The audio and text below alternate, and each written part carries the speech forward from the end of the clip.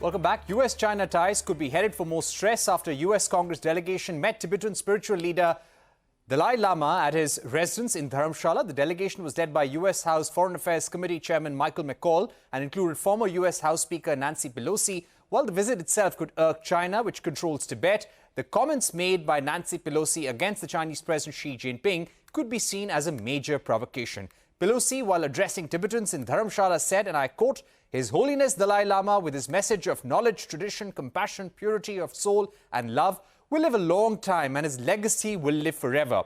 But you, the President of China, you'll be gone and nobody will give you credit for anything." End of quote.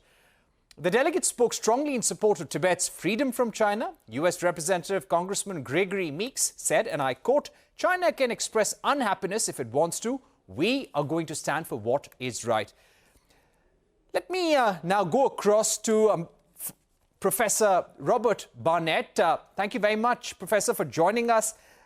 Give us a sense of why this visit is important right now.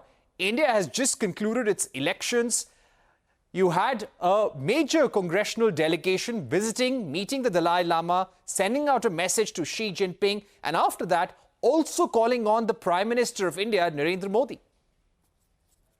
Yes, I think you're right. This is an important delegation. There have been many such delegations from America and other countries to meet the Dalai Lama in the past, but this one has some unique features, some of which you just identified. But as everyone here knows, we're looking at a very important geostrategic juncture when the US and India are recalibrating their relationship in response to a rising China.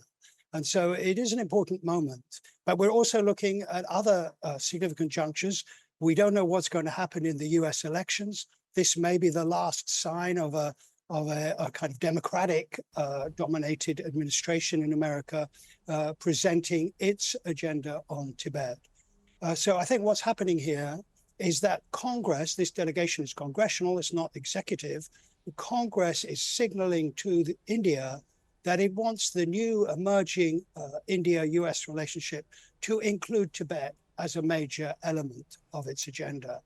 And it's further signaling that it thinks that Tibet is a kind of weakness, a vulnerability for China that could be seen geostrategically as an advantage for India. I think that's the messaging fundamentally that's going on here. But it is quite significant and quite different from previous delegations. Now, the US Congress, Professor Barnett, has signed the Promoting and Resolution of the Tibet-China Dispute Act, which also approves of certain funding to counter disinformation from Beijing and counter China's narrative about its control over Tibet. Now, if President Biden were to sign this legislation, which China has been objecting to, what could be the possible ramifications? Well, you make a very interesting point here. You know, most complaints from Western countries about China's policies in Tibet have focused on the human rights issues. And I think to China, these are really just background noise. They're routine. China can refute them. Western countries have a very mixed, bad record now on human rights anyway. But this bill, this congressional bill, that they call it the Tibet Resolve Act, really is moving away from human rights as its focus to history as its focus. The disinformation that it requires America to counter is China's claims about its historical sovereignty in Tibet. And that is very significant change because that's the core issue for China. It's not really concerned about criticism of its abuses in Tibet. It's concerned about any questions marks over its claim to ownership of Tibet. And the bill, the delegation, and basically all these things were all written by Tibetan exiles. The Americans are really just performing to the exiles' request. That bill makes very clear that China has claimed historical ownership of Tibet in many different ways at different times. It keeps changing its narrative on when Tibet became part of China. For many years, until 2015, it said Tibet became part of China in the 13th century. Now it says Tibet became part of China as a local government in the 7th century. So essentially, the Americans are saying to China, your story keeps changing. You keep moving the goalposts.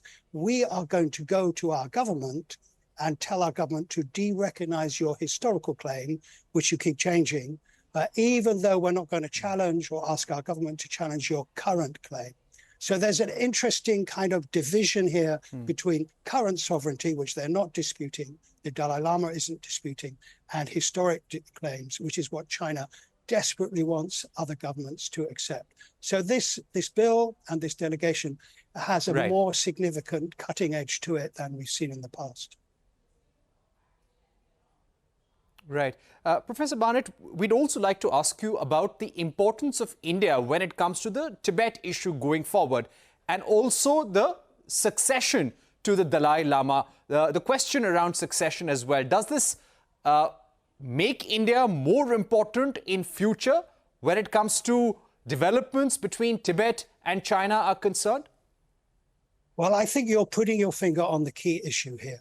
What's happening and what the Tibetan exiles under their new leader, Pemba Tsering, seem to be articulating is a completely new understanding of China's strategic position on Tibet. It's always been seen as very powerful, very aggressive, very assertive, and having all the cards. That's beginning to change now because of the succession issue and because of India. On the succession issue, China is saying that only it has the right to decide the next Dalai Lama.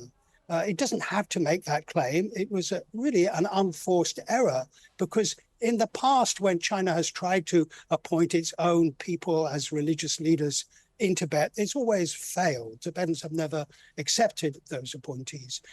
In effect, China can only pull off the claim to control succession if it gets credibility and support and endorsement from the Dalai Lama before he dies. That means it's now the Chinese who have to negotiate, the Chinese who need to negotiate with the Dalai Lama, and time is running out for them to do that. And the country that really determines the way talks might go is India. And I suspect that India is already playing a significant role in the back channel talks between the Tibetans and China. It's not America. America is not the major player here. America is a background signaler about what are key issues. India is moving into the central place over this issue. It will probably determine whether the talks go forward, if China goes ahead with talks, maybe even what they might contain, and what will happen to the Tibetan exile community after the Dalai Lama dies. So the issue is becoming more and more significant in terms of India's role and its significance in India's relationship with China. Right. Professor Barnett, US has a tense relationship with China. There is a trade dispute. There is a South China Sea dispute. India has a historical land boundary dispute with China as well. How does the Dalai Lama issue and Tibet give us some leverage over China? 2 years ago, Nancy Pelosi had visited Taiwan, and that had created outrage in China. Now you've got the visit to Dharamshala to meet the Dalai Lama. In future, in any kind of tense negotiations with China, how does this really help both India and the United States? Well, I don't think we should be asking or wanting the Indian government to make public statements about this kind of issue or to use megaphone diplomacy. I think the Indians are very skilled at doing these things behind the scenes. But behind the scenes, the Indians have an opportunity to say to China that the one thing that China is really weak on is its legitimacy claim in Tibet. And we have to remember that India in the 1980s, when it recognized following the 1962 war that Tibet was part of China, did not say those words. It very skillfully said the Tibet Autonomous Region is part of the People's Republic of China. Much more sophisticated formulation than I think any other country has used, certainly much more sophisticated than the British used when they finally acknowledged China's claim to Tibet in 2008. So the Indians have only recognized China's contemporary sovereignty in Tibet post 1950.